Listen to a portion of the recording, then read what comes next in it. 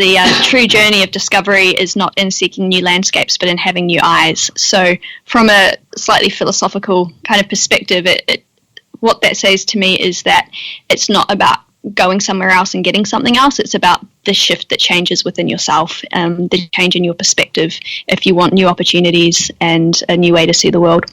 Welcome to the Get Invested podcast, where we share great conversations with experts from all walks of life to uncover their secret know-how on where they invest their time, their skills and their money, and the benefits that this has created. You see, the truth is that everyone invests. Every minute of every day, we're investing our time, our skills, our energy and our money in something. Some of us are investing consciously, some unconsciously, sometimes for good, sometimes for bad, and sometimes for no impact. Get Invested will help you to start living by design, not by default. I'm going to help you to make it happen, not let it happen. You'll hear the top tips on how you can live with conscious intent so that you can live more, work less, and leave a living legacy by investing now. Listen to the show to discover the top tips on how to get started, make the most of your investment journey, and ultimately to be living your dream, not someone else's. More episodes can be found on iTunes or at bushymartin.com.au/get invested. Thanks for listening, and now let's get invested. Hi Freedom Fighters. How do you see the world? Do you keep looking everywhere for answers? Do you find yourself blaming your past or pointing the finger elsewhere when things don't go to plan? Perhaps you just keep changing things, your location, your job, or maybe even your relationship, thinking this is going to provide the answers, but you always seem to end up back in the same situation. Well, this was certainly the case for me in my early years. And while I kept changing my external world and chasing bright new shiny things, there was always one common denominator that didn't change. And yep, you guessed it, the person that was staring back at me in the mirror. That invisible trinity of me, myself and I. Yep, I kept taking myself with me. And it wasn't until I was lucky enough to meet my wife Sonia that I felt safe enough and developed the courage to look inwards, to accept myself, to reflect on what I needed to do differently, and to start seeing myself and the world through new eyes. To gain a more balanced perspective honed through open and honest collaboration. For me, this is the true power of two, where 1 times 1 doesn't equal 1, but it creates 4. In my humble experience, sustainable success is never a solo sport, but a combined team effort. It relies on the exponential power of partnerships, strong unions where unconditional acceptance fosters abundance thinking, and a fearless, limitless approach to life that allows us to achieve far more than we could ever imagine on our own. And there's no better example of this than today's dynamic duo, Paul and Pascale Averill. Paul's a coach for performance, self-worth and fulfilment, focusing on self, health and wealth. He's a fellow podcaster whose wellness podcast, The Man Bits, has a global reach. And he's also a remedial massage therapist. He's an advocate for positive mental wellness, for physical health and financial wealth. And he helps you achieve all 3 of these. His partner Pascale is a clinical dietitian from the land of the long white cloud, and she always makes space to connect with nature. But together, they make up the formidable PNP. They live life by their own design, and they love to travel the world and love rock climbing, hiking, and dancing. Now, they're both great Latin salsa dancers in their own right, but together, they are perpetual poetry in motion. And they're able to do what they love on the strength of fueling their freedom by investing in an international positive cash flow property portfolio. So, during our really engaging discussion, you're going to learn what are the foundational qualities of successful partnerships and why they are absolutely fundamental to your enduring success, how you can develop an international property portfolio to fund your freedom, And what's a HMO property and how can you benefit from it? Plus a whole bunch of other great info. So please enjoy this great conversation with powerful partners Pascale and Paul Averill.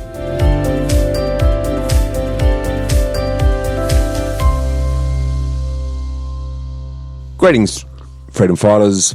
Today we get to do a deep dive with what I would call a dynamic duo. Not dynamic in the loud superhero wear your jocks on the outside sense, but dynamic in a more humble, genuine and a focused way, where the sum of the halves creates a really energising synergy. Now, I was lucky enough to meet Pascale at a recent Property Investors Council of Australia event, and I was immediately struck by the power of Paul and Pascale's partnership, their diverse interests, and their unified focus on living, working and playing with intent, and their ability to invest in property as a vehicle to fuel their freedom. So really looking forward to a great chat today. Welcome aboard, Pascale and Paul. Good to be here, Bushy. Thanks, Bushy. Great to hear you both. Now, for those who don't know who you are, guys, can you both individually tell us who you are, what you're doing and where you're heading? Sure. Maybe Pascale, do you want to go first? All right. Starting here where we are living in Adelaide, and as you said, Bushy, that's where we met. Been here for 5 years. Paul's got a bit more of a long journey through several different countries that he's come from, but I am born and bred in New Zealand and have been over in this beautiful country of Australia for the last 5 years. We have a 5.5-month-old daughter, Audrey Grace, who is a delight, and we are what I'd say a good few steps into our property investment journey with just a really exciting future ahead with what we see as some great opportunities. So that's sort of a snapshot of where we are. We still work day jobs, and I've actually got a background in health. If it's okay to go back a little bit, I guess we're all a product of our upbringing and our past. I was a ideal model student and therefore went straight to university and did the degree and the postgraduate diploma and got into health as a dietitian and worked in the hospital there for 5 years before I thought there needs to be a new challenge, there needs to be something else, what else am I capable of? That led me into a corporate sales role, which led me to come over to Australia. And I never ever thought that I would be in sales, but lo and behold, here I am.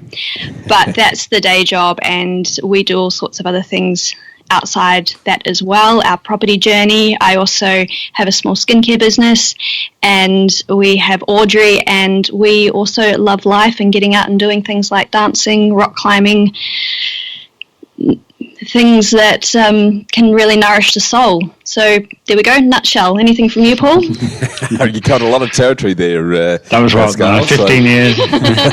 15 years in 5 minutes. What can you add to that, Paul? As Pascale said, I did a bit of travelling, but I was originally born in the UK, and through leaving there in my early 20s, ended up in New Zealand, which is where Pascale and I met, to sort of really summarise things, at which time Pascale was about to go travelling, but maybe we'll get into that later. But my background is mixed, actually. I think I wasn't the ideal student, not like Pascale. Certainly not. I did pass my school studies, but didn't go to university. Excuse me. But the thing for me is, I think my early 20s, I realised quite quickly that I didn't fit the mould in that respect, and didn't really know what to do with myself. I spent many years just floating around, actually, probably a little bit of self-sabotage in terms of my party lifestyle, and a little bit of self-sabotage in terms of my professional lifestyle. And it took me a good few years to really get moving. And saying that, I actually set up a small business at 21, like completely naively, and didn't know what I was doing. But I think there was a little bit of a streak of entrepreneurship in there. I just didn't have the knowledge or the experience or maturity to see it through. So I think that was the beginning there.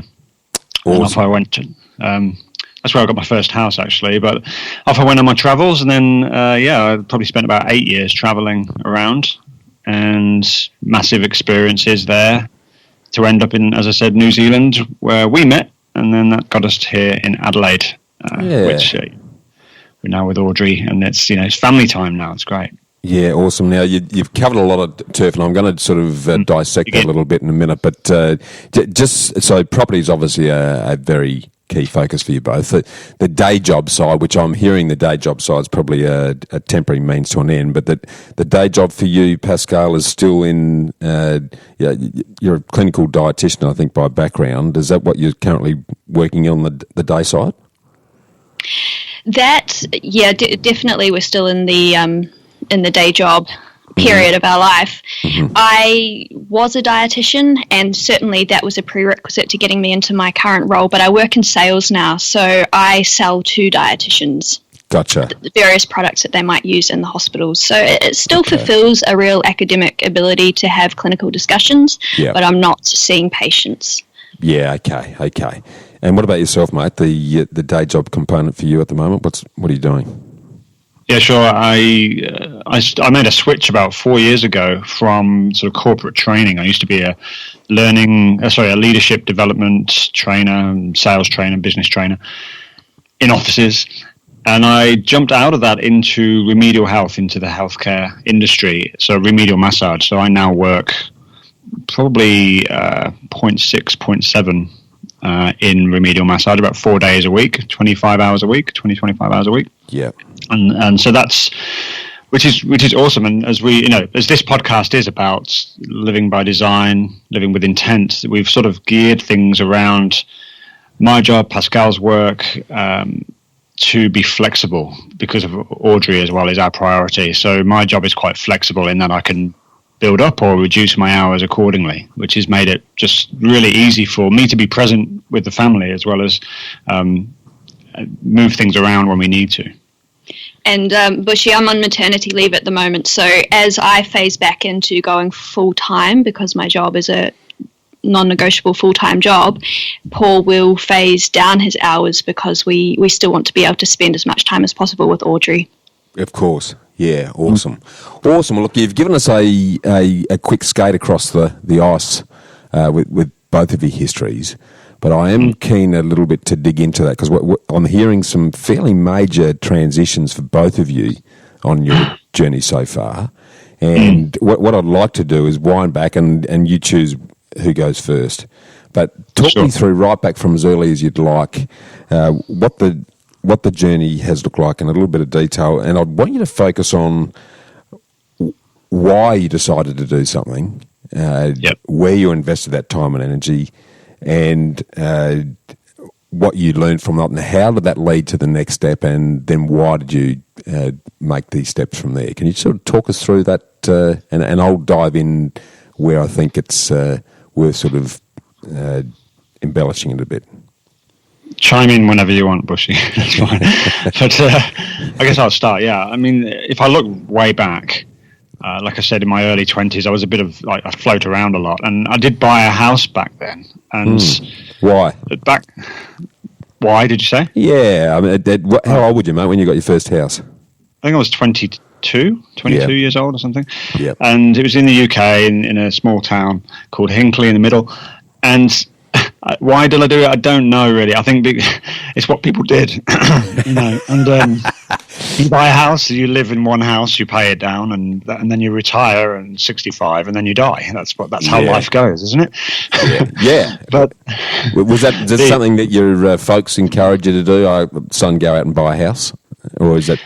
No, not really. Actually, it was just. I think that's just the narrative of living. I think it was never really spoken about that much, but in the subtle language of your generation, living with your parents and so on, the conditioning that happens there, I think it was just expected that you go find a job, get a good job, and a good enough job that you can buy a house. Once you've got your house, you just pay it down, and it's the very typical the life to live.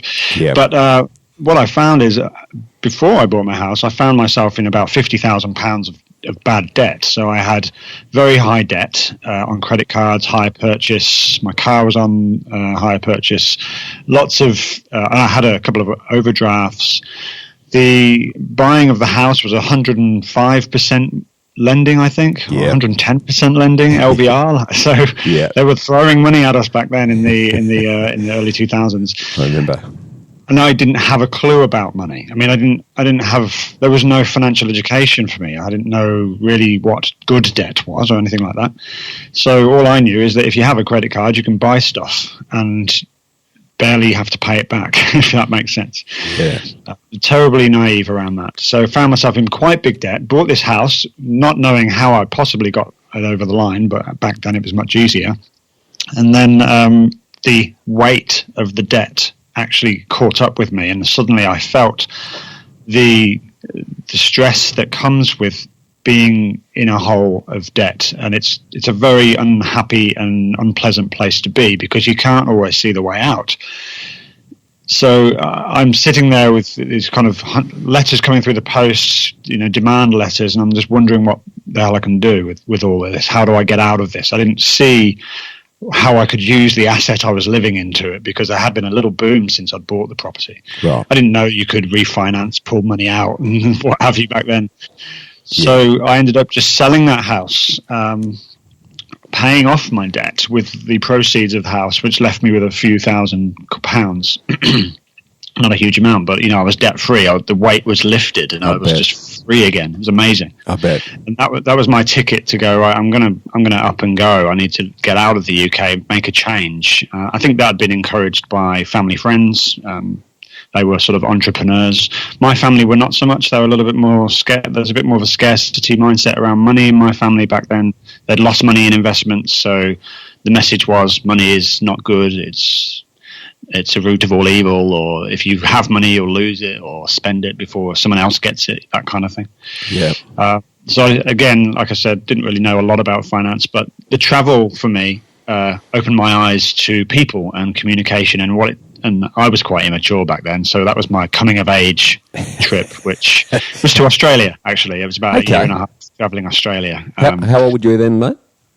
I was about 23, I think, 24 years old, So I spent about, probably most of my trip was spent off the beaten track. So I wasn't with a lot of the tourist treks around Australia. I stayed off the track. I went up through the Kimberley, spent 3 months through there and the bungles, and then up in Darwin. Lived in Catherine for 3 months. That was exciting. Yep. So a big trip, and it was a big eye opener. It woke me up. It made me grow up, and look, I'm not going to hog the mic here. Pascale's probably got lots to say too, but I ended up traveling Australia, then New Zealand and Canada. I lived in there for a couple of years, and really raised a bit of cash, and got me over to New Zealand. Actually, just the last thing is just that I was approaching 30 towards the end of my travels, and I thought to myself, well, I don't want to go back to the UK. I'm in Canada. My visa is running out. I don't want to go back to the UK. So what do? And where have I not been yet that has a working holiday visa that I can leverage? Yep. So that was New Zealand, which I applied for and got a 24-month visa there to work, and then immediately applied for residency when I got there. And fortunately, the person I was with at the time and myself, between us, we had enough points and ended up going for residency and then citizenship. So that got me living in New Zealand. Okay, well, I'm just going to dig in a little bit there, mate, before we then follow Pascale's journey up until you both met. There's obviously a bit of a party lifestyle in those late teens, early 20s. You mentioned that you started your own business at some point during that phase. What were you doing, mate? Yeah, that was, again, one of those things I blindly went into just because I think I just liked the idea of doing something for myself. But my partner at the time was a child carer, so we decided that we would go into a sort of shop front, convert it into a childcare facility and rent out our time by the hour. And so she would look after kids by the hour. Parents can drop them off an hour to 4 hours and they can go do their shopping. It was about Christmas time when we opened up. Yeah. And it was this great little idea, actually. I think it would have flown if I wasn't naive and immature. Because I didn't understand what it was to collaborate. I didn't understand what it was to joint venture or any of those things. And so I thought we had to do it all on our own. I borrowed as little amount of money as possible. Yep. And so it wasn't enough to sustain us. I didn't understand business. And so it lasted about a year. It was massively a big learning curve, and it was a massively important experience. And as I look back at it, it was a lot of fun. Yeah, a couple of things I did when I was sort of Google stalking you both that I'd sort of like to dig into with yourself, mate. Firstly, you've sort of talked about an experience with bullying and how that affected you, and also there seemed to be some challenges with trust in relationships that affected you early. Can you expand on both of those for us, please, mate? Yeah, sure. I mean, the trust thing actually fed into all the entrepreneurship, because I think what was probably holding me back is that I couldn't trust anybody to work with them. So why is that? Where did that lack of trust come from, mate? I've done a number of, we haven't got into the podcast that I do, but I mean, that's a lot of what I've done over the last 10 years is a lot of self-development work. So lots of courses, workshops, and deep work, coaching work. Yeah. And so I've become more self-aware, but back then I had no idea. And I think what happens is there's events that happen when we're very young. For me, I think there was my dad leaving. I saw some traumatic things happen, not in the family, just externally, which made me think that I had to be very safe in my life. I didn't want to take any risk. Yeah. But I think when you're very young, you take an event and you sort of make meaning of that event about you personally. And for me, that was that. I couldn't trust people. I had to do it on my own, sort of thing. And so I think a lot of it was about probably a lot of it was about my dad leaving. And it wasn't that, we've got a great relationship now. My dad and I, we always have had a great relationship. It's just the marriage didn't work. That was all happened. Yeah. And that's the whole thing I say, the marriage didn't work. It didn't work out. That was what happened. But what I took from that, the meaning I took from that was that I can't trust people. Yeah. And so, as I grew up, I took more evidence from other events to reinforce that feeling. So by the time I got to the age of getting into relationships, most of my relationships up until I met Pascale were me coming in with no trust. I came in expecting the person to cheat or expecting the person to do something that was untrustworthy. So I came in with a lot of expectation in that respect. Yeah. You mentioned the bullying. I think that was a big part of it. For me, it was a good friend of mine. And this is so common, you're in school, it's a hierarchy, everyone's trying to fit in, learn where they fit in. And we were actually a very good friend of mine at school. We were great mates for most of the time, but then, from one week to another, he would sort of turn everyone against me, and then suddenly we're like arch rivals. And then next week we're mates again, and it's all good. So there was this kind of very conflicted, confusing time through the teenage years. And by the time I got to my 20s, I just didn't know. I didn't have any self-confidence or self-belief. So when I look back, I can say this in hindsight, because at the time I didn't really know. Yeah. But I think all of that stuff fed for me into a lack of self-worth. Yeah. If I'm not worthy, then nobody really would want me anyway, so why would I bother trusting them? So it's sort of very self-fulfilling prophecy. Yes, exactly. And then you attract people into your life that give you more of the same. So yes, exactly. Until I met Pascale, that was a very different. Yeah, well, we're going to come back to why that was different and how you were able to give away those preconceived ideas around trust when you met Pascale, Paul. But it's jumping and changing horses now, Pascale. Very keen now to get you to walk us through in a bit more detail your journey. And I guess the thing that I really picked up on right from the outset you're the model student. Now, being the model student comes with a fair bit of baggage as well, because if the parents and everyone else expects you to be perfect and brilliant, then that's a fair burden to carry. Can you talk us through that time, and why were you the model student, and what did that do for you? Absolutely. We are so much, and I realise once again, looking back, I've done a bit of self-reflection and self-development work as well, and understanding why I am the person I am today. And so much came from probably even before I was born. I mean, if I can go way back, my parents were travellers, and my mum left New Zealand when she was 18 and travelled the world for 7 years, and this includes South America in the 70s and India. And my dad left France at the same age, at 18, short stint in the Navy, dropped out of the Navy, and then also travelled for 7 years. And halfway through, my parents met in South America, and they got married in France and settled in New Zealand. Now, talking to Mum recently, she told me actually that they had this idea that they would have a piece of land in New Zealand, they would live off the land, they had a very sort of hippie mentality, and that would be great, and there wouldn't be so much of a need to work.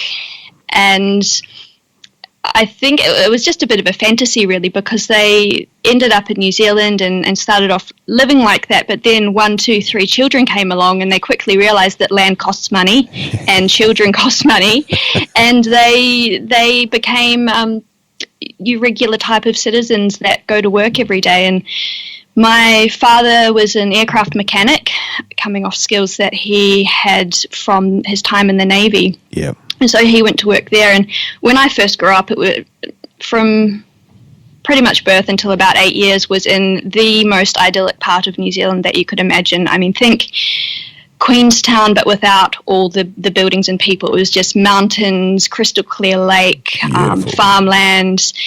Yes, please. We didn't have a lot of money, but Mum didn't work. She actually was a weaver, and so she wove and sold things in craft shops, but otherwise looked after us kids. And where we lived was we rented a house on a small farm, and so there were animals, there were trees, there was the mountain up the back of the farm that my dad would take us adventuring up. So at heart they were adventurers, and my dad still is. Yeah.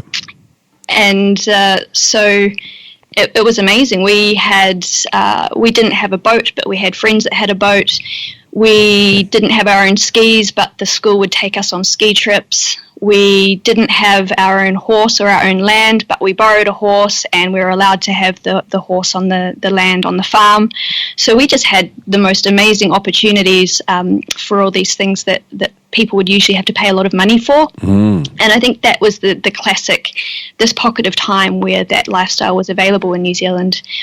So you're an early adopter of the access versus ownership way of life, where you could enjoy all the benefits of the things without having to outlay the money to do it, which is actually a pretty good way to live. So actually, you're right. Yeah. Which is something that I actually believe in. You sort of invest in assets, but access lifestyle, because the old model of putting a dirty great mortgage around your neck has never appealed to me, because it stops you from living. But if you've put your energy into assets that are providing you with a lifestyle, and then you just access stuff, you want to drive a sports car, rent one on the weekend, or if you want to get a boat, then get a friend's, or if you want to swim in the pool, then use someone else's. There's easy ways to live a $1 million lifestyle without having $1 million. And I think what I'm hearing, Pascale, is that you almost by virtue of the free and easy and adventurous approach that your parents had, you were able to enjoy all of those things. So I guess I'm intrigued at how that then turned into the model student routine, because that seems quite a departure from that fairly easygoing lifestyle. Talk to us about that. Yeah, look, you're absolutely right. I think there was a lot of opportunity that we took up, but we're missing one key ingredient of your theory, Bushy, and that is that there weren't the assets that were invested in. Right. So my parents didn't, through fear, or there wasn't a lot of money, but looking back, they say, look, we probably could have, but they didn't get the education from their parents either. Yeah. And they saw buying property as risky. So actually it wasn't until I think I was probably about 13, maybe, or certainly well into the double digits, that my parents actually bought their first home. No, I lie. They owned one briefly in the beginning, but they didn't buy one again until I was about 11, 12, 13. And that was at the time we'd moved because my dad had run out of work in this idyllic place that actually doesn't have much work, and we moved to the city, which was Christchurch. Yeah. And he got a job in the big airports there, and they bought a property, but they bought one when the interest rates were up at around, I think, 9%. Yeah. So there was always the stress, and I was conscious and aware of the stress that the mortgage put on people. Okay. And they were diligent, they were hardworking. We never got into a whole lot of financial strife. I just grew up with the scarcity mindset that there was usually not enough. What you had to hold on really tightly to. And because my parents, and this is leading into the student story, because my parents hadn't gone to uni, they hadn't got the degrees, they connected that with their lower income. And so the philosophy then was, if you want to do well, go to school, do well, get into uni, get a good job. The better job you get, the more experience you get in that job, the more you'll get paid, and then you'll be set. And then obviously work until 65 and then retire. And I don't think that was even questioned. No. It was just, that's what you did. And to be honest, when you're a young person, you don't even think about that much. Not. Absolutely. Yeah. So I did that. I found that school, I fit the mold with school, and what I learned from school was I became very good at, somebody told me to do something, to learn some material and then sit an exam, and I said, yep, no problem, and I did it well, and I would ace the exam, and I'd say, okay, what next? And then I'd say, okay, next exam, a little bit harder. I said, okay, what next? But the key thing was here is I was always looking to somebody else to tell me what to do. And I inadvertently was learning to be an employee. Yes. And what I've found, and one of the huge challenges I've had in the later years, and Paul's sort of quite far ahead of me in this sense, is thinking in an entrepreneurial way and being able to be self-directed. That has been a huge learning curve for me. It'd be quite scary for you early on, given the sort of conditioned, quite structured approach and road that you were going down, and it's a pretty common one. You know, echoes of what you were talking about were pretty much similar for me. Mum and dad, really hard working, got to go to uni, son, if you're going to get ahead. Then work hard, get a house, get a family, retire at 65, live your bucket list. That's it. Yeah, that's pretty much the routine. So there's some. What I'm hearing then is some pretty massive transformations for both of you in relation to your thinking and then the energy you put yourself into. And I'm going to flick back to yourself quickly, Paul. You talked about you went on a journey of personal development. What triggered that, and what did you do around personal development that sort of flipped your thinking up until you met Pascale? Yeah, sure. I guess pain is what triggers these kind of things. And I think usually it's that you hit a wall of some kind, whether it be emotional, physical, mental, whatever it might be. And I think for me, it was just, I was in a long-term relationship. We were together 7 years. We spent a lot of that relationship engaged, but took no action to get married. There was clearly something that wasn't working for both of us. Yeah, we just didn't commit, you know? Yeah. Trust again, or getting in the way? Yeah. Yep. I mean, I'll be honest, and I'll say back at the time I would make it all her fault. But I've gotten complete with that with her. We're good friends, and it's fine. But I think in reflection, we played 50% contribution to that relationship, and so we both brought something to the table. Yeah. But the thing for me, I could see that something wasn't working for me in my life, and that was one of them. I was living this is just when I got introduced into dancing. So I was in my 30s at this point, and we'll maybe talk about dancing a bit. That's one of our absolute passions. We certainly will. This is when I was introduced to that, and that's health conscious sport. I mean, you can't be an unhealthy person and dance at the level we were. But what I would be doing is I'd be going to dance lessons, and then at the weekends still having too much to drink and probably smoking a bit of pot, that kind of thing. Like, it wasn't a healthy lifestyle I was living. So this absolute dichotomy of life. On one side I was healthy, the other side it was an unhealthy body and an unhealthy relationship, and I was like, this is not right. Something's wrong here, and it came to a head. A friend of mine introduced me to a course called Landmark, and that's one of the many self-development courses you can do. And I did one of those courses, and look, that was a trigger for a change. Yeah. It was a little bit transformational that weekend, but it took about 2 or 3 years for it to sink in. And I think what I realized at that point is actually, as much as you can go to uni and become more academic, or you can go into a job and get a trade, or you can work on your body and get fit, you can actually work on your mind. You can spend time to focus on what it is you want out of your life and what it is you don't have, and perhaps, and I'm not talking materially, perhaps what isn't working and how you might be able to make those things work. And in my example, it was my relationships, not just intimate relationships, but all relationships. There was something that wasn't working. And that was what triggered the change for me. And there was one event that made me realize, okay, I can be something more than I am right now. And that was a friend of mine who is now a wonderful friend of ours. He's an excellent musician, a superb human, and he played at our wedding, actually, Mark McKenzie. First time I was introduced to Mark, he's a couple of years older than me. This was in my 30s, and he just came up, and someone was like, Paul, this is my mate Mark. And he came up and just gave me a big bear hug, like a big, warm bear hug.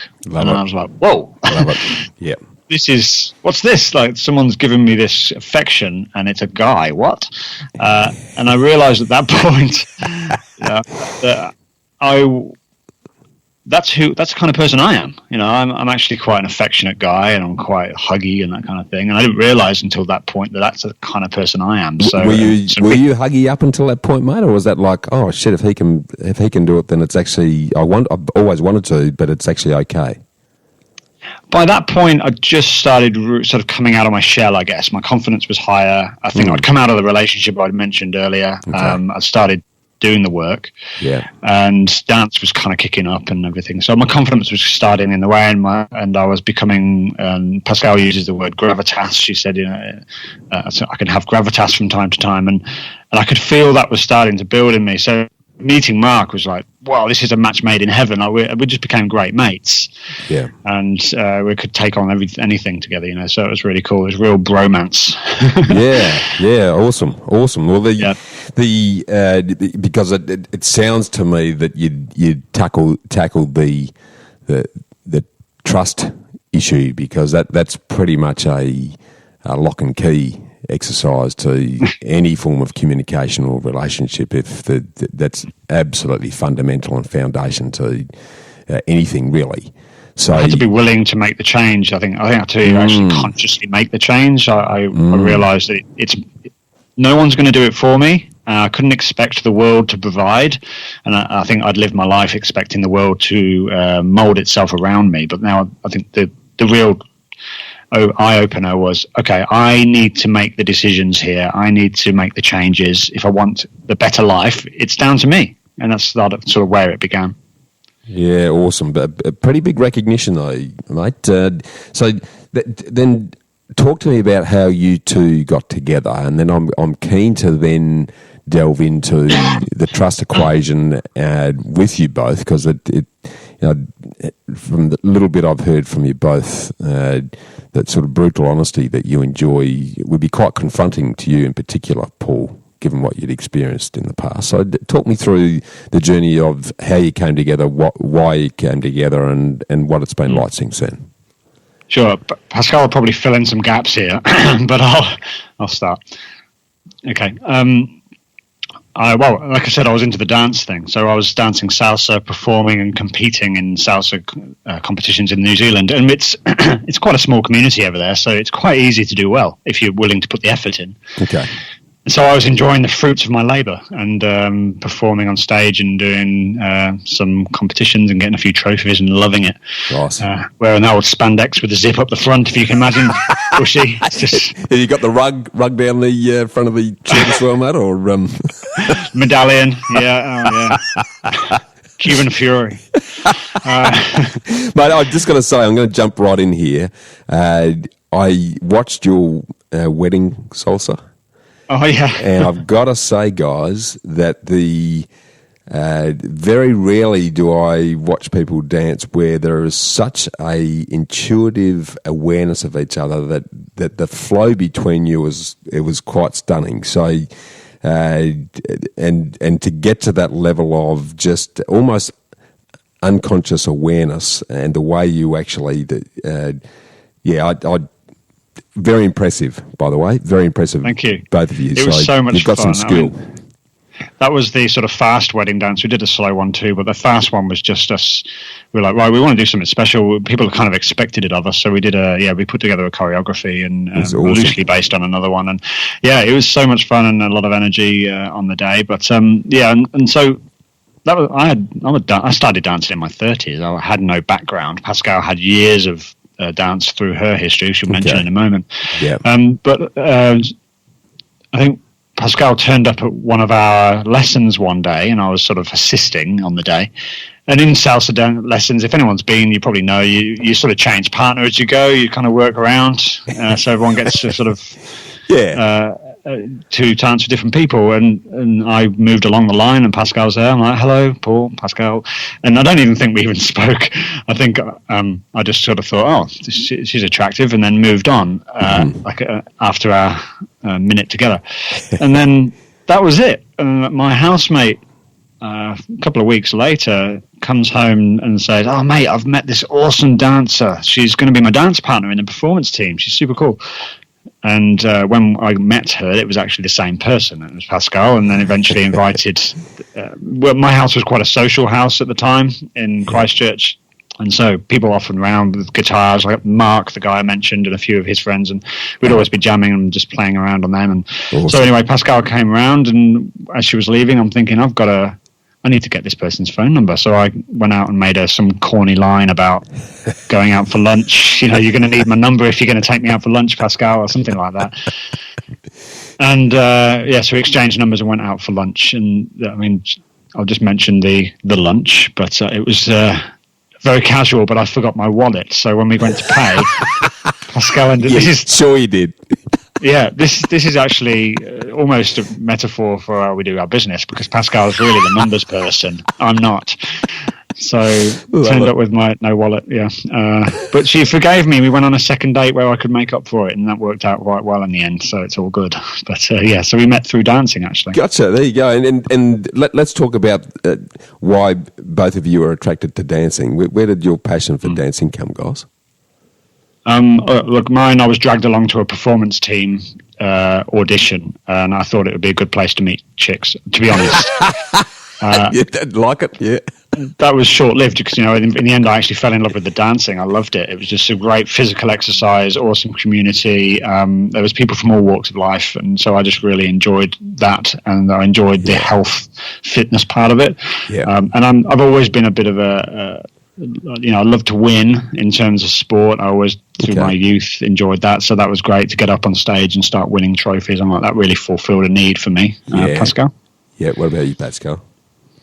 I was just thinking where it started, actually. I think, like many kids or girls, I did various dance classes, amongst other things, though, horse riding, netball, various activities. But there was this one time in what was third form back then, I think what's that, year nine now, at high school, and I was very new to high school, and there was one of the seniors had put together a dance group that people could go to as an activity, and so I went there and she said, we're going to do a lip sync competition.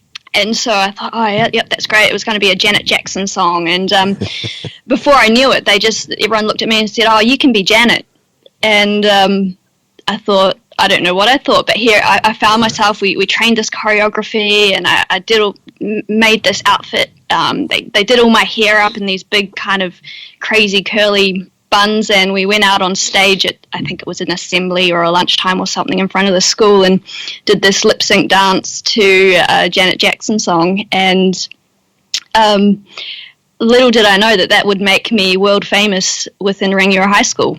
And so I think that's where it started. And I'd done various other things, but dance was the one thing that I never got tired of. I'd even had a stint skateboarding. I did some martial arts, kickboxing, things like that. But so as it progressed, I did my jazz dance training, and at university got in with a group, and there was an audition one day. And so I went along to this audition, and it was for the Highlanders rugby team cheerleaders. Awesome. So found myself dancing in the cheerleading team for, first of all, the Highlanders, and then later on in Christchurch, the Canterbury Crusaders, and even a couple of times for the All Blacks. Fantastic. Awesome. And it was incredible. I mean, I think it really spoiled me in a sense that we got the free dance training, we got paid, we got to be part of these amazing events. There's a real camaraderie within the team, but there was also, on the flip side, as you can imagine, there was a lot of, I'll call it what it is, cattiness. And I sort of also bore the brunt of being outcast and excluded. And so it was tough as well. But it'd be quite bitchy at times, I can imagine.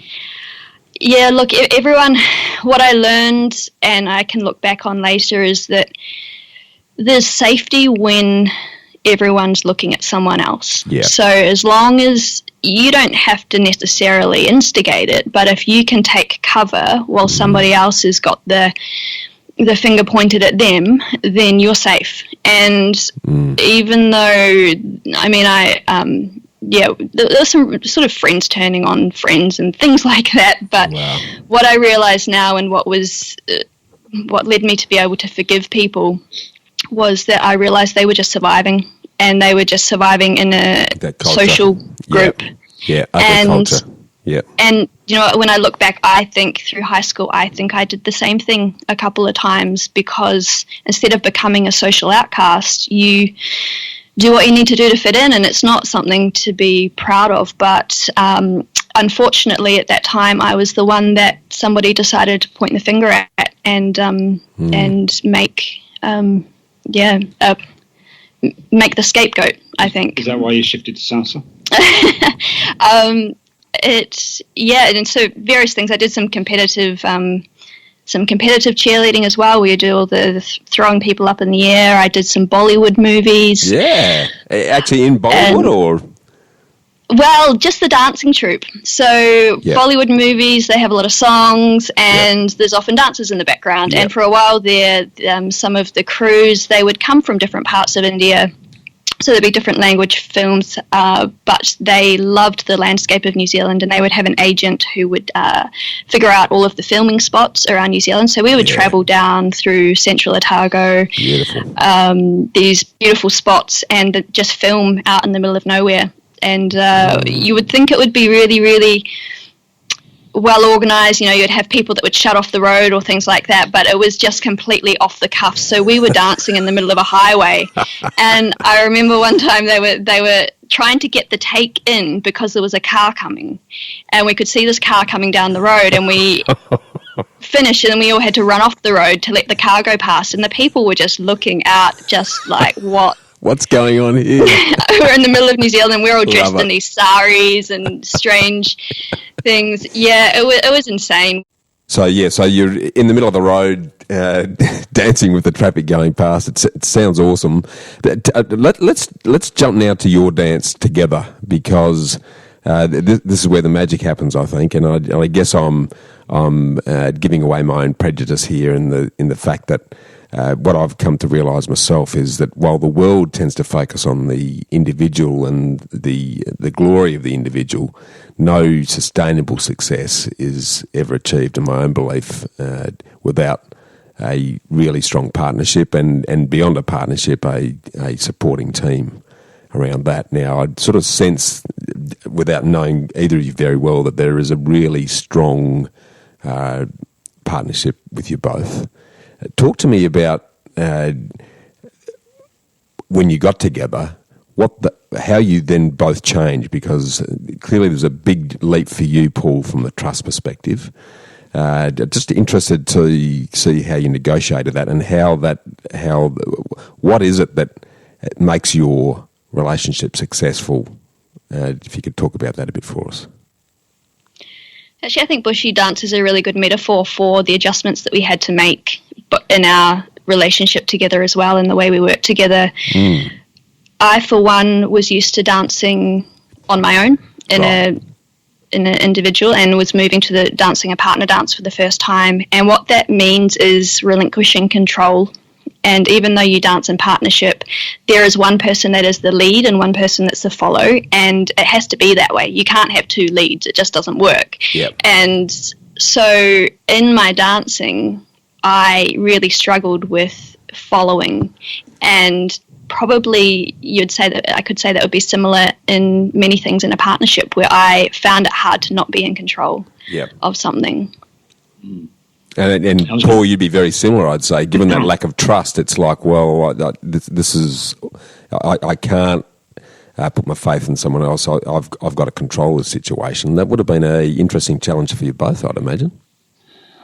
Interestingly, when dancing, it's as a leader, obviously salsa and the types of dancing we do, it is a traditional male lead and female follow, but you say that's a metaphor for life, Pascale, but we don't lead and follow in our relationship so much, but it's a very egalitarian relationship, but in terms of relinquishing control and allowing for trust, what I realized, actually what I learned the fastest, was when I learned the female steps. So when I was learning how to follow, because I became a teacher, you can't just teach leading, you need to know how to follow as well. So when I learned the female steps of salsa, that taught me a lot. It taught me a lot about of empathy and compassion for my dance partner, to understand how it feels to be led, or how it feels to be, worked with in that way. So that opened up my eyes to a bit of empathy. But when we first got together, in terms of getting together as a couple, we had some pretty honest conversations with each other about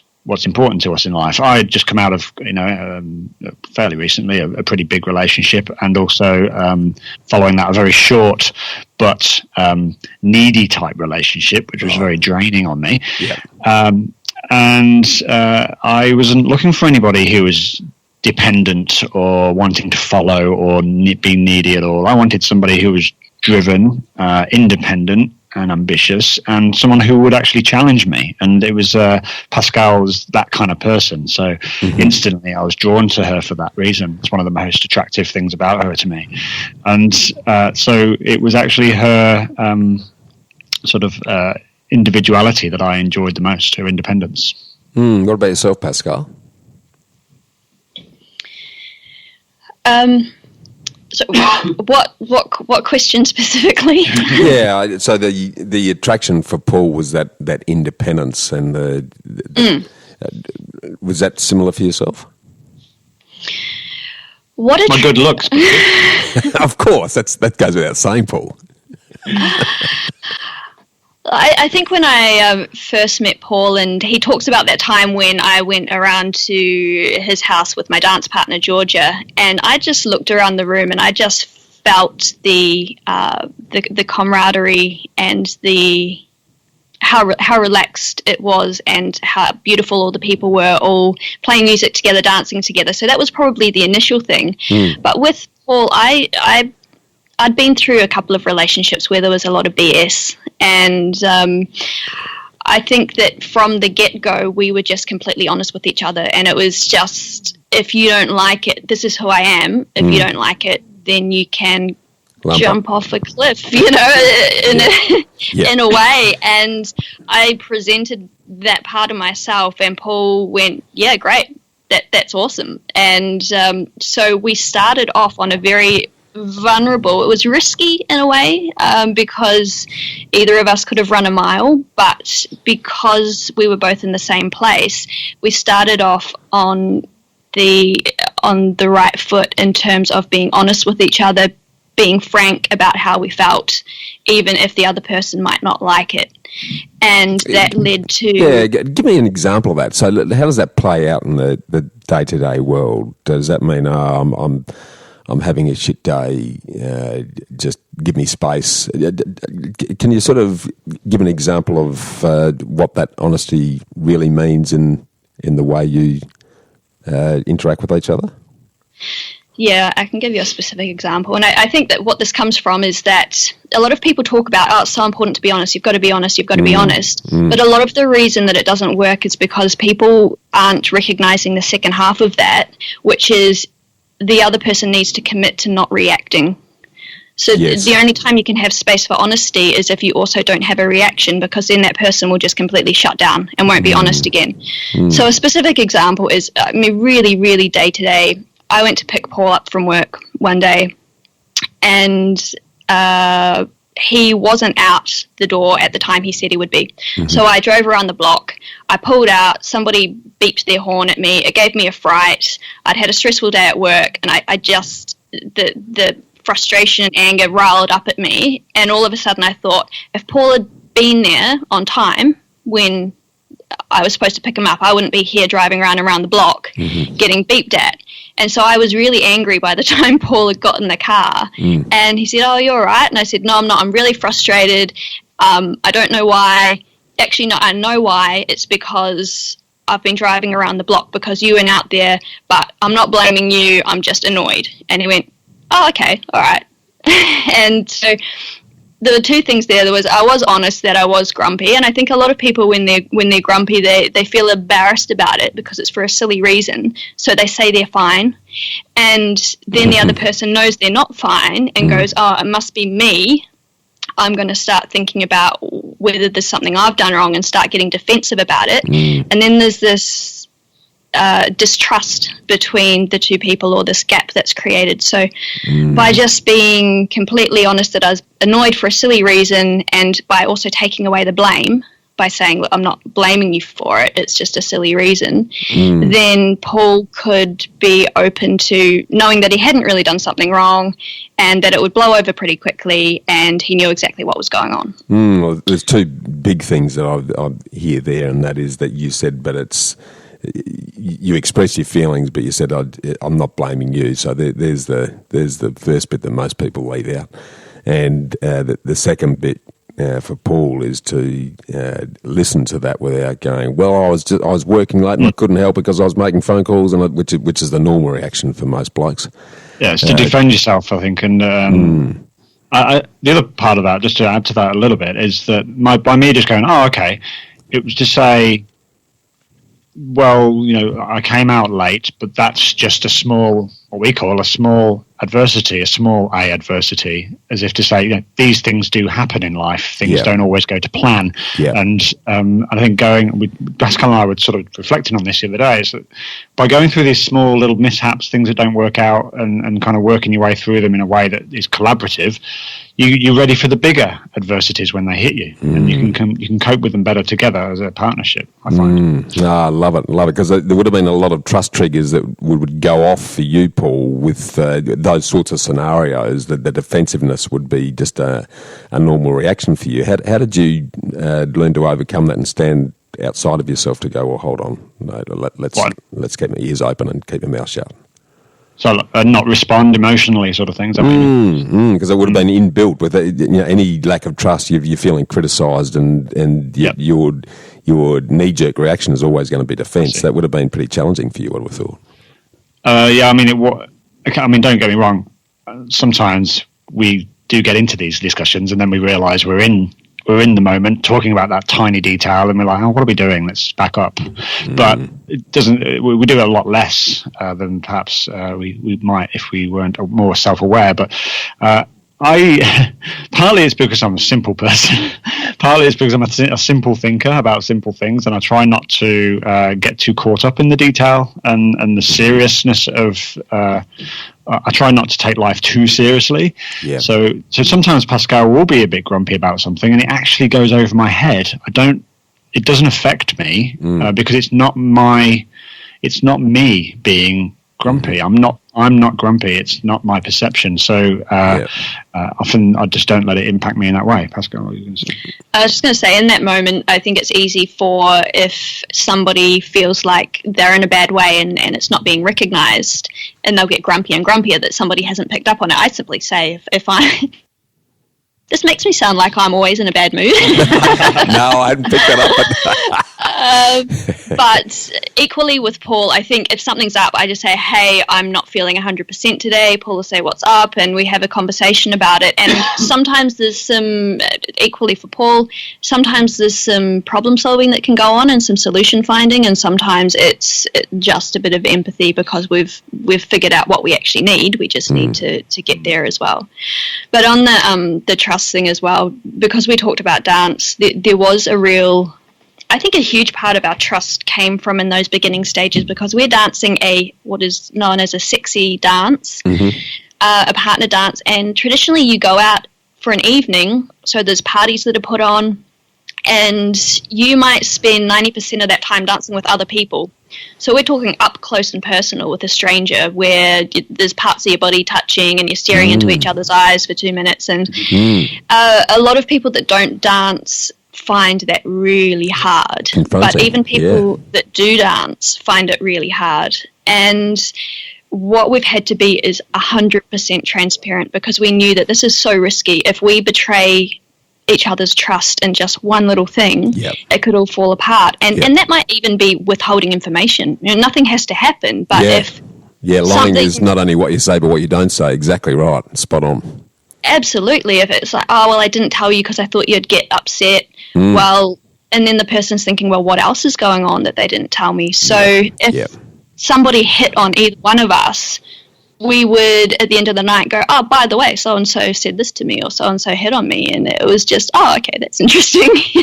And everything that was out in the open. So that circle of safety that you've created in your relationship, where, which is, it's such a fundamental in terms of being able to say something without causing a negative reaction, and a level of acceptance that goes with that. That's pretty rare, guys. So let's talk about now, when you got together, how life changed for you both, and why that sort of unified vision that's very clear in everything I hear from you both is working so well. What's leading to that?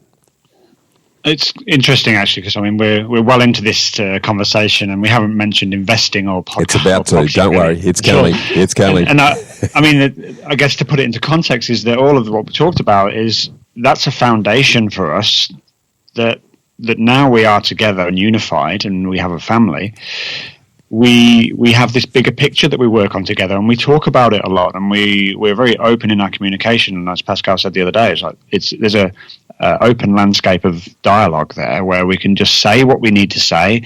There's no offence taken. There's no blame given, and it's just this open playing field. You can just talk about anything and be okay with that. And that's how we deal with our life. That's how we deal with Audrey. That's how we deal with our business and our property and our future goals. So all of everything we've talked about is an absolute foundation for how we work so well together, in my opinion. Totally agree. Now, you've given me the perfect segue there, Paul, into the investment arena. And I want to start by going to the end first. So you've clearly got a pretty clear vision, guys.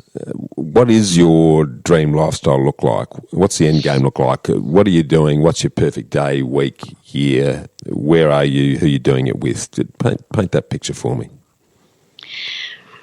I'm aware that this can change and evolve at any time, but currently where we see ourselves is living in a place, or exactly the same place that I grew up in New Zealand. So nice. Beautiful, just beauty in all parts, and a tranquil lifestyle. And our day we'd still be working, but there'd be a number of different streams of income. So what we're working on right now is to have the majority of our living costs at least covered by cash flow from property. Yeah. And we're a good way into that goal. But then we've also got Paul is working on a business that's actually to do with leadership in Japan through a business partner there. There could also be things like dance lessons, yoga lessons, Airbnb. We're planning that part of the property might be an Airbnb. So any given day we could be getting up and doing something different. And what I really want, the big word that stands out for me is freedom. Yeah. So if somebody on the other side of the world says, hey, I'm getting married on this date, we're like, yep, no problem, we're there. And I have had to, up until now, not be at things like that because of work or finances or various reasons. Yep. I want to, if a family member is unwell or if, hey, they just want to hang out, be able to go somewhere, jump on a plane and be somewhere. We want to be able to live in different places around the world if that suits our fancy, and to give Audrey a really broad experience of life, as well as obviously she'll need to have some stability in schooling. But that would be, I think, living in nature would be what we want to do. Big part as well. Yeah, if I was to look at, sorry, Bashir, if I was to look at the detail of what we want, I think it's like Pascal mentioned, just to cover financial independence for us isn't the having of private jets, for example, or those big things that you see. So, it's simply, so how much is enough for you guys? And I always sort of go down this direction. What's your dream lifestyle, and how much does that cost? Because once you're there, that's game over, job done. But how much is enough for you guys? Yeah, okay. So I mean, there's the absolute minimum that just covers expenses, and then there's the absolute minimum that covers expenses, travel, and what I call the mojo life. So the absolute minimum would be about $6,000 Aussie dollars a month. That would probably just cover us living a fairly comfortable life, covering all our costs. Yeah. And the 10,000 a month would be more than enough for us to do that and more, and travel whenever we want, and be quite comfortable, and work if we wanted to. And the thing is, Pascal and I are the types of people who wouldn't just stop and switch on the PlayStation and play games for the next 20 years. Our intention is always to continue working, but it's to continue working on our terms and designed in our way. So I think once you get to that financial independence, you have the choice to do what you want to do. Yeah, and that's where the freedom comes from. Exactly.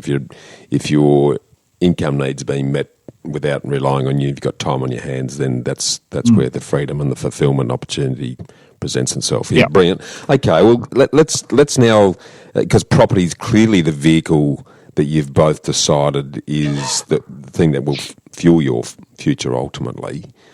Talk me through your property strategy, and then talk me through your property journey so far, what you've done, why you've done it, where that's got you to, and what's left to be done. Can you talk me through all that for us? Yeah, sure. And again, Pascal, absolutely filling gaps here, because I tend to miss bits. But I bought my first, I guess I call it the first investment property in Christchurch. So that was in my 30s, just sort of about 10 years ago. Yeah. And that property itself was a 4-bed. With an outside garage with space at the back where there was a little bedroom there. So, but at the time I bought it, I didn't actually buy it to rent out. I didn't buy it as what I saw as a property investment, although it was in my mind that it had potential for something. I just didn't know what that was. So you were living in it initially? I lived in it. This was with my previous partner. Interestingly, if I look at it from a property point of view, that was a no money down for me because I didn't put any deposit in. And the back end of that property, when I got rid of it, I paid out my partner as part of the split, and she got her money back and she got double the money. Nice. So she did well out of it, and then I came away as well with profit from the sale. So for me, it was a great investment. Even though I was completely naive to that at the time of buying it. But anyway, that was the premise for the model we use in the UK, which is a multi-let, multi-room rental model, cash flow model. Because I lived in one room, rented out the other rooms. I didn't charge for electric or broadband or anything like that. I just took a rent amount each week from each tenant, and I lived for free. And that was a perfect model for me. So that's where it started anyway. And that's in Christchurch. So you sold that property, and then you end up buying another one where you did basically a shared house type routine. Just probably jumping ahead there, but I bought that one and then finished the relationship. But just before we got rid of that, Pascale, this is when Pascale and I met. So we ended up, and Pascale, maybe you can tell this story. You tell it well. So where you travelled and then came back, and then we got the second one. Right, yeah. Paul had that, and actually the detail that he's missed is actually he refinanced. His partner went and did her thing, and he was running this living, not paying anything for living there because of renting the rooms, and then the Christchurch earthquake happened, and small detail. Small detail. A fairly big fracture. Which I won't go into too much detail, but it brought about a really, really interesting environment for real estate, something that you couldn't manufacture otherwise. And but Paul came home one day to a wall missing from his house. Obviously, we knew that there had been an earthquake because we got thrown off our feet by it, but that led to him actually selling it as an as-is, where-is property, which was this interesting type of sale where it was uninsurable, but people were buying these properties because they could still rent them out, and there was the land value to go with it. Wow. I had gone travelling for 6 months in Europe. I came back. A lot of people thought we were crazy, but within sort of 3 months of getting back together, and we didn't know that we were going to get back together, Paul was very gracious in just holding space for me if and when I returned, and not asking anything of me. The old, if I love someone, let them go, and if they love me back, they'll come back. Is that sort of routine, Paul? Yeah, somewhat. I mean, Pascale travelled 2 months after we met. It was already booked, so it was kind of pretty much a given that we weren't going to be sort of solid at the beginning there. So yeah, it was just let you go do your thing. We'll see what happens. Yeah. Okay. Yep. So you came back from travel, Pascale. Where to from there?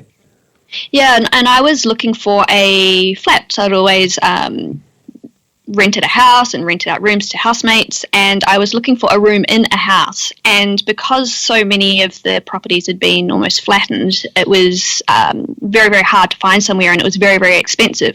And it was at that stage that Paul said, why don't you just buy an apartment? Why don't you just buy a place? And it had never, ever occurred to me because of the upbringing with my parents. I had just thought that owning property was financial shackles. The only stories I ever heard where people had properties were mum and dad investors where something had gone wrong, a terrible tenant or something like that, and I just thought, no way, no thanks.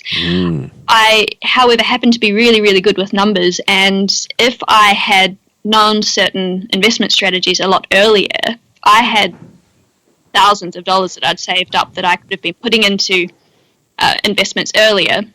But this was the first time that I really considered it. And so we went looking, and Paul said, hey, I'm looking for something as well.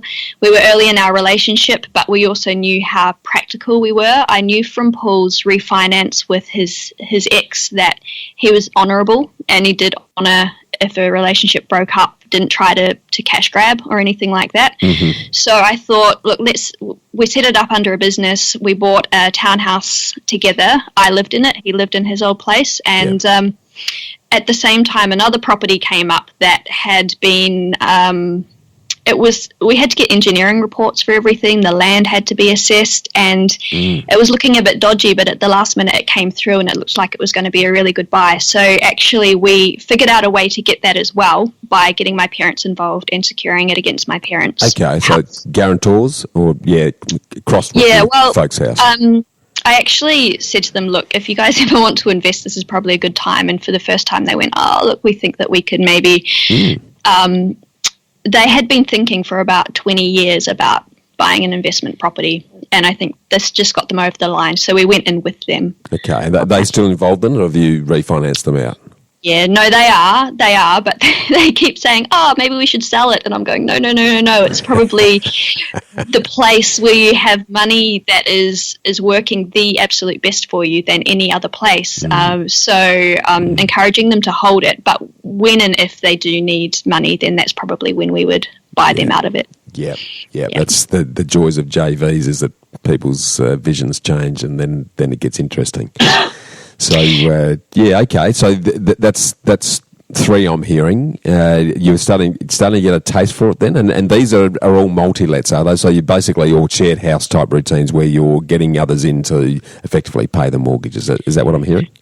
But while we lived in them, yes, but when we moved out of them, we just rented them out as a standard tenancy agreement. Yeah. We moved to Australia. We bought number 3 because Paul did sell the earthquake damaged one in Christchurch, and we used that money to buy one property that we thought we were going to live in and did for a short time, a townhouse, and we also wanted to buy one other investment. And when we found that, it's one down south in Huntfield Heights, so about I've got 600 square. Yeah, I've got one. I think it's an ex-housing housing trust. Housing SA. So just a really cheap and cheerful 3-bed. But what happened, and this seems to be the pattern for us, is that the house next door came up for sale, and it was on a similar size block. It was a 2-bedroom and ex-housing again, and it came up, and I think it was 190,000, and we went, it would be so good to have these next to each other.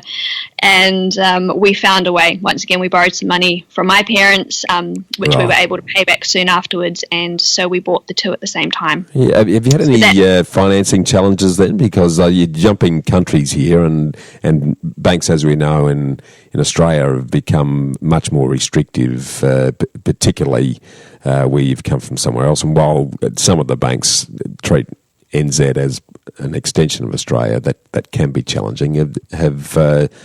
Has that presented any issues for you? Yeah, I think it really has, and it was number 4. We've got 4 in Adelaide, so it was number 4 that was the really sort of by the skin of our teeth that we got that, because it was a new build, and what we learned from that, the big lesson, was that we can't control the timelines. So, and it's, of course, as you know, a lot of the lending is based on serviceability. So at the time with my job and everything, it was fine, but I was just about to have Audrey when this actually came through, and the timing had just got all wrong, and we needed to get it over the line, or else we probably wouldn't get lending for it. So it was a time that it was really, really tight. So our mortgage broker worked really hard for us, and we did get it. But it was I think we had the approval, and we had the documents that came through. It was 2 weeks after Audrey was actually born, and it was the 27th of December when we got everything good to go. The bank said, yep, we're going to go with this. And we said, great, where's the lawyer? Lawyer's on holiday. And our approval was about to expire the next day. And we just went, oh no, this is all going to fall apart. So the bank did allow us to, as long as everything was signed, a little bit of time to get the lawyer to do their piece of work. But we were that close to losing it all, really. And all of these properties then, these are all long-term holds for you guys? Is this a capital growth play that we're talking about? Well, so what are we up to? We've got the 3 in New Zealand. I sold mine. The 4 here. I mean, we look at capital growth as a bonus. Honestly, our strategy is predominantly cash flow. All of our properties are positive cash flow. They all sit at about from 5.7 to about 6.5%. And is that because you've put a lot of cash into the deal, so that your borrowings are low? What's put them in that positive cash flow position? We always go with 20% deposit. Like we never go any less than that. So we did a little bit on the smaller one, but we put in exactly what we need to put in to make sure it balances. Gotcha. Probably what we do is it's just choosing in the right area. So we do the figures in terms of what the expenses will be versus what the rent we can get in that area. And there's some areas where it just works, and there's other areas where it doesn't. And the pattern tends to be that in a area where you're likely to get the higher capital growth, you'll get lower rents, and you'll be in negative cash flow for a while, whereas we go for areas and types of properties where we're likely to get that positive from day one. And in saying that, it's not all sort of tiny little houses out in the far off suburbs. Our townhouses within 10 k's of the city do that as well. It's just finding the right property. And when you say positive cash flow, it's probably not putting massive amounts of money in your pocket. It's covering yourself with a little bit of margin. Is that what we're saying? Yeah, that's right. And it's really a numbers game. I mean, it's a case of our intent is we've got 8 assets at the moment, and we'll probably end up where we'll be happy is around 15 to 19. Okay. But the big cash flow one for us, which we might get into in a second, is the UK, and that's the cash flow that comes from that property is more than all of the other properties put together. So there's the big performers, and then there's the lower ones, and it's okay to have a mix of all of those in your portfolio, in our opinion. Yep, absolutely. Yeah, and the one in the UK is a multiple occupy exercise, is it? It's a HMO. Yeah. Yeah, so because of the low cash flow potential with most properties in Australia, we looked to the UK and we found out about this model, which is about 18% of the rentals over there now. Wow. Is HMO, house Really? of multiple occupation. Yeah, and it is your multi-let, your room-by-room rental where everything's covered, the internet, the power, even the house is furnished, and somebody can just move into that room, sign an individual tenancy agreement for that room specifically, and they're ready to go, and all the costs are covered. So they're furnished. They're fully furnished, are they? Yeah, and you'd get different variations. Some of the properties wouldn't, but the typical model is that it's furnished. So this one came at the end of the process. How did that come about? Where did your awareness pick that up, and then why the UK? We did some education, and we realised that this was a potential strategy among others, and we thought, yep, that will really tick the box for getting in the cash flow quickly for us. And so we went forward with finding somebody that could do that for us. We knew that it was possible to do it from a distance, but the education that we had left a lot of gaps. So it was a huge learning curve as well. But effectively, we found somebody that could find the property for us.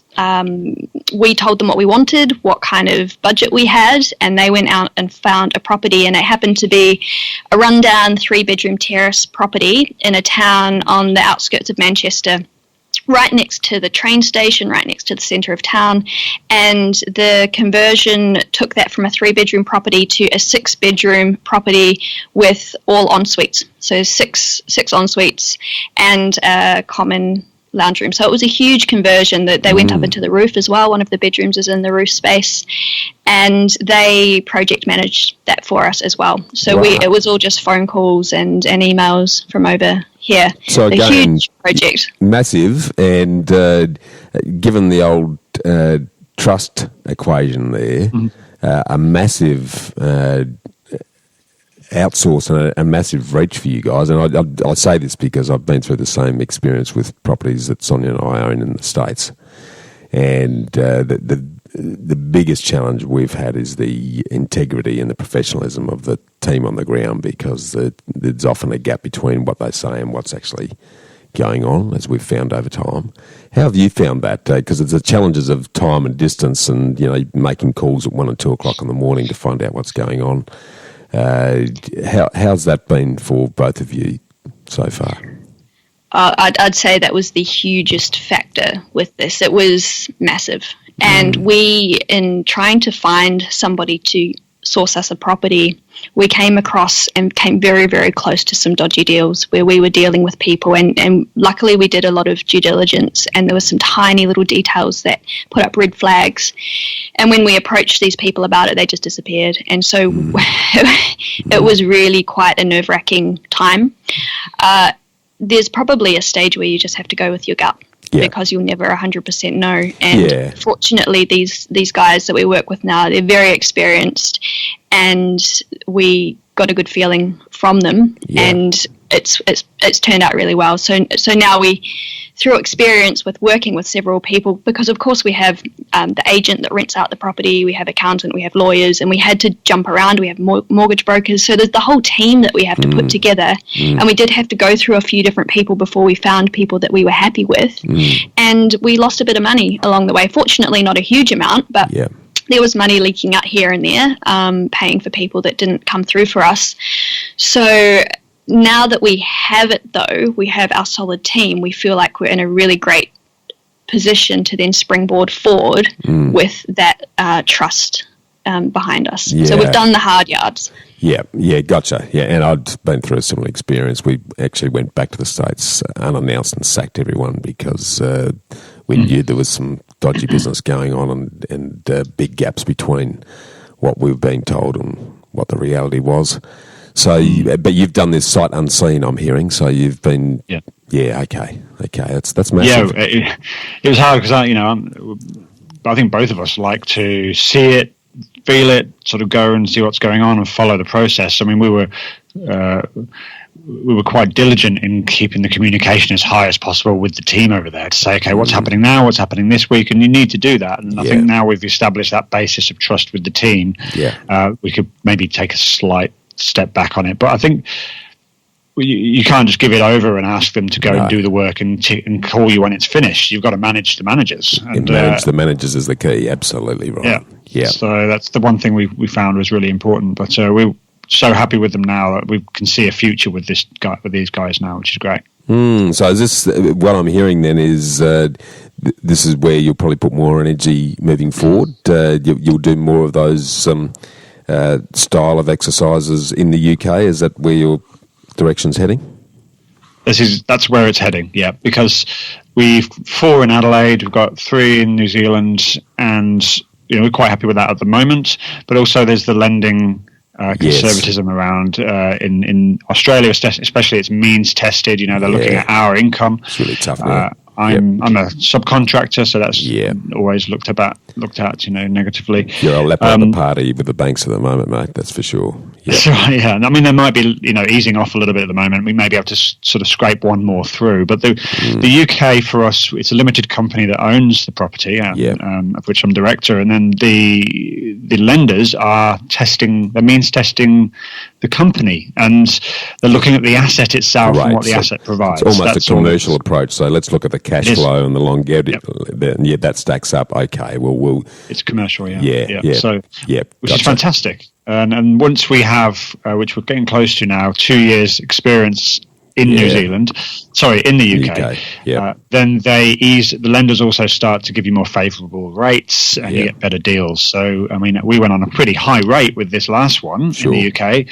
I mean, our cash flow is still strong. Return on investment cash flow is still really good. It's 17%, so it's still huge.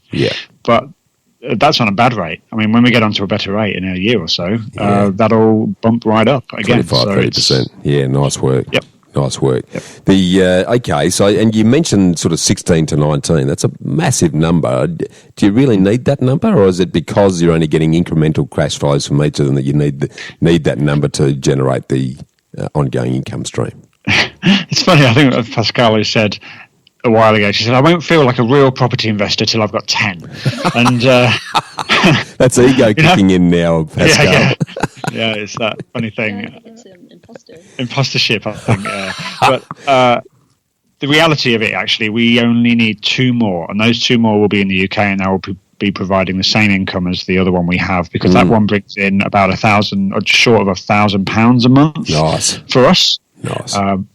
On a better rate, that'll be good. But that's around $2,000. So, I said the numbers earlier for what will pay our bills, we only need a couple more. Love it. Yeah, spot on. That's where my head was going, I guess. I'm thinking there's a big gap between what I'm hearing you need and what you're talking about wanting. So it's that's just bonus. Yeah, and the how much is enough question. That's a question that we constantly ask ourselves, and I constantly ask our clients as well. How much is enough? And if you're going to travel and potentially spend a lot of time of the year in locations where you live a fantastic lifestyle for not much money, then which is pretty much the philosophy that Sonia and I are adopting, then you can enjoy a awesome lifestyle without having to have a hotel suite of properties that are going to support that. So it sounds like an awesome plan. I heard you mention in a previous podcast discussion, Paul, that you're potentially looking at JVing and getting people into that market in the UK. Always interested in JVs because I'm more interested in how you're going to get out than how you get in. Why are you thinking that way? Is it just that you need the extra capital injection to be able to secure the properties given lending constraints, or what? Talk to me about that. Sure. I mean, there's a number of ways we could get our next 2, and there's a number of ways we can continue investing in the UK. I think the ideal for most investors is that you do it on your own. You kind of get it with your own money, and you don't have to kind of take on other people's money too much. But I think that what we've noticed since we started is that there's actually a lot of interest in the UK, and because what we've proven is that you can invest remotely, and you don't have to live there, you don't have to be there to make it happen. And so we've had a lot of people here in Australia and New Zealand to say, how are you doing this? We want to learn more. And so there's a lot of different methods of helping other people get a property, and that might be that they fund it and we do the work, and then eventually we hand it over to them and share the rent for a while, and then we kind of exit as directors and they stay and take over. That's one way of doing it. But I think it is a capital raise thing as well. I mean, Pascale and I now are in a position where we're looking to raise capital for those next couple of deals, and I think that's our next step. I mean, Pascale, can you fill in gaps for me? Yeah, also, Bushy, I think that for these next couple, we're fine, but there is the opportunity, if people are interested, for bigger deals as well. And when you get bigger deals, your return on investment goes up just exponentially, but usually you need the bigger cash injection. And so in the UK, there's this really awesome landscape for property conversions, because you have hundreds of years old buildings. So you have old pubs, old churches, old care homes, big old villas that used to be family homes when people had huge families that are now not suitable for purpose. There's high street office buildings, and all of these, the demand, and there's a shortage in the UK at the moment, the demand is for smaller unit properties for people to live in. There's not enough housing in the UK, yet there's all these types of buildings that are laying around empty.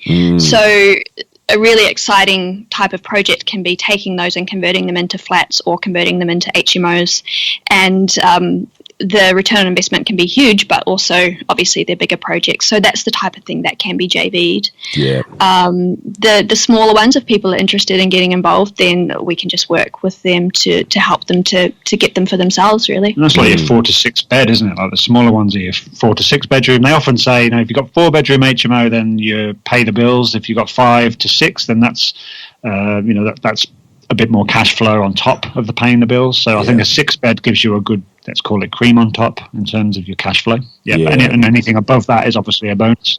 Yeah, understood. Now, awesome.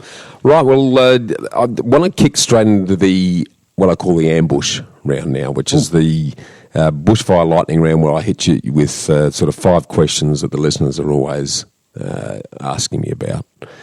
So I want to start with this one, guys. What's your favourite quote and why? Okay. You go first. It's I like the one. It's a Proust quote, and it says, "The true journey of discovery is not in seeking new landscapes, but in having new eyes." So, from a slightly philosophical kind of perspective, what that says to me is that it's not about going somewhere else and getting something else. It's about the shift that changes within yourself, the change in your perspective, if you want new opportunities and a new way to see the world. Yeah, love it. That's an awesome Mine's not as philosophical as that. Don't let your past dictate your future. I think we can take our experiences from the past and they shape us for who we are to become in the future. But I think often we use experiences and events from the past, and we take the negatives from them, and they end up feeding our behaviours in the future. And I think so. The point there is just don't let those things from the past get dragged through into your future. The future is possibility, and it's an open playing field. Love it, mate. And you're the perfect living example of that. And that if the past becomes an excuse to be a victim, which a lot of people suffer from, then it becomes self-limiting. So love both of those. Awesome. Now let's turn to the book front. What are your top books that you'd recommend people read, and why? One each for both of you. I think Paul and I were talking about this, that it's not how good the book is, it's whether it's the right book for you at the time. And the book that I needed recently was The Slight Edge, because I have an impatience and I give up on things often too early, and I just really needed to hear about how the slight edge works, and if I wanted those types of results, I had to keep going. Yeah, The Slight Edge by Jeff Olson. It's a classic. Yep. It's one of the books that I hold near and dear, and there's a classic quote out of the one that I love, and that is that life is a curved construction. Time is the builder, and your choice is the architect. I reckon it's just absolutely nails it. Yeah, what about yourself, mate? Again, yeah, this is a book I needed at the time. I read it in my 20s. It's called The War of Art, and it's by Stephen Pressfield. It's essentially, the first half of the book is about procrastination and what it is, why we do it. And then the second half is about how to take yourself from becoming an amateur to becoming a professional, and not in the sort of traditional sense of working, but it's more about who are you as a human? How are you showing up as a human being in this world? Are you going to be making promises that you keep breaking, or are you going to stand by your word and be your word? And that was the second half of the book, and I think it was a perfect time to read it, and it helped to sort of make that switch. It was one of those triggers that made that switch for me and who I was going to be. Yeah, awesome book. Now, this one's a little bit left field, but it's something that I constantly get asked in the work that we do. What's the top thing that you've both done legally to pay less tax? Yeah. I think one that you'll like, Bushy, we rent vest. Love it. What that does, because of my job as a sales rep, I work from home, and renting allows me to claim some of my tax back for those expenses, and that's just one reason that we rent vest. The ability to live in an area that we couldn't justify buying is probably the main one. But probably another one would be when we go to the UK, we can claim our travel against our business, but the rule is that we have to be working for the whole time. So we just make sure that we've got a phone call set up, or a meeting, or that there's an email trail that we can show that we're doing some kind of work every day that we're there, and then we can claim all of that back on our tax. Yeah, brilliant. No, I love that. Now, you might want to, this one's around investment advice, and I'm looking for what's the worst and the best piece of investment advice that you've ever received, and perhaps one of you choose the best and the other select the worst. Pascal, you want to go first? I like your worst one that we talked about. I think the worst advice was just the lack of advice. If I had known about index funds, for example, when I was young, I would have smashed them, but we just didn't have any education around some things, I think. So I know that's not an exact answer. That's pretty good. It is, because you just don't know what you don't know, and that's the biggest challenge for anyone in this arena, is that any form of financial intelligence and education is sadly lacking in our early education, but it doesn't end there, unfortunately. So nailed that. What about the best piece of investment advice you've received, Paul? Let's think. I mean, we've done a lot of different educations here and there, and I don't know if there's anything that really stands out, except for just take action. Take action on where you want to go to. You might not see the final goal ahead. It might be too far in the future, but take small incremental action each day towards that goal, and it will become clearer as you go through. Yeah, brilliant. Awesome. Now, yeah, sorry, Matt, you want to add to that? Well, I was just going to say, I mean, when it comes to investing itself, Audrey's just woken up. If it's investing, the advice that take action advice means, it's that no matter what age you are, there's something you can invest in. There's something that will help you in the future. So just get started. Don't procrastinate. Yeah, brilliant. Love that. Now, just flicking into personal habits here for a minute. So, looking at the way you both love and live life, what's the personal habits that you believe contributes most to your success? Okay, we've got a third person here. Audrey's awake. She's on Pascal's lap here, so we might get someone chiming in. We'll see how we go. Do you want to go, Pascal? Personal habit. Okay. Well, I'm being in remedial health. I'm big on fitness and health, and so for me, taking care of my physical body is really important. I'm not perfect at it by any means, but if I take care of my physical health, then the rest of it sort of falls into place. And that might be just getting a massage, might be doing a bit of exercise here and there, but finding some way of filling that bucket of physical health. And I have to add a second one in for me is having a shared calendar with Pascale and being diligent about using that calendar, and not running our business or our life through our inboxes of our email, because when you're just leaving something unread in your inbox doesn't mean that it's there to be dealt with. It needs to be in a calendar, scheduled.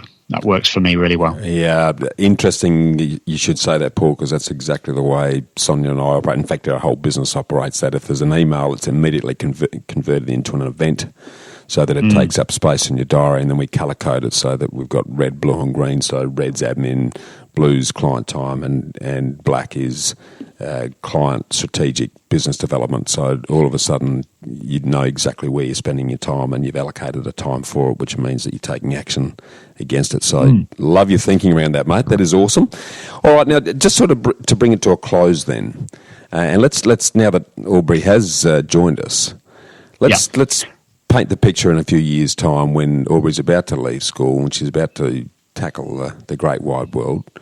What do you think you'll be advising her to invest her time, money and skills in to create her definition of freedom?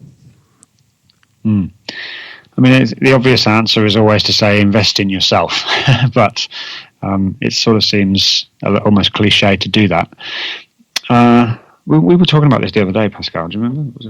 I mean, honestly, I'd say if you've got some money, while you figure out what you actually want to do, put it in some index funds, get it to grow for you so that once you actually figure out what you want to do, you've got a nice little nest egg there to start you off. Love it. Yep. Love it. Absolutely, because time will do its work while you're figuring out what you want to do. That's.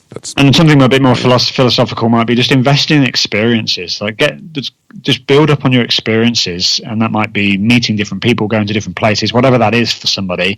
When you invest in the experiences, that's where the real learning is, I think, and stepping out into that discomfort rather than trying to stay safe and comfortable all the time. Yeah, and love that, guys. Look, been an awesome conversation. I could keep talking for hours with you guys. I think we've only just started to scratch the surface, but we'll bring to a close there so you can spend some time with Aubrey. For those that are interested in getting in touch with you, and we didn't talk about the Man Bits podcast that you so effectively host, guys. If someone wants to get in touch with you and perhaps to learn more about the MHO opportunity in the UK, what's the best way for them to do that? Okay, sure. I think the best way, actually, we've got a Facebook group called Pinanz, Pinanz. It's just a sort of a networking, knowledge sharing Facebook group. There's a thread in there to advertise your business, thread in there to advertise deals. Main feed is about knowledge sharing, and it's growing nicely, which is great. Lots of awesome people, professionals, people interested in property in there. That's called Pinanz. That's probably a great way to connect.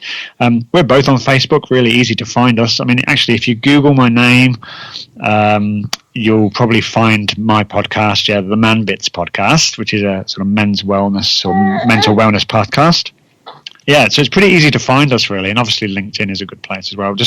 We're both really collaborative. We love to chat and talk about investment, property, and all that business. Quite geeky about it, to be honest. So anyone wants to reach out, we're happy to chat. Fantastic, guys. Well, look, really enjoyed the chat. I think we'll get you back again to dig a little bit deeper at some point in time, guys. But really appreciative of you dedicating time to have a chat today. Keep up the fantastic work, and we'll look forward to catching up soon.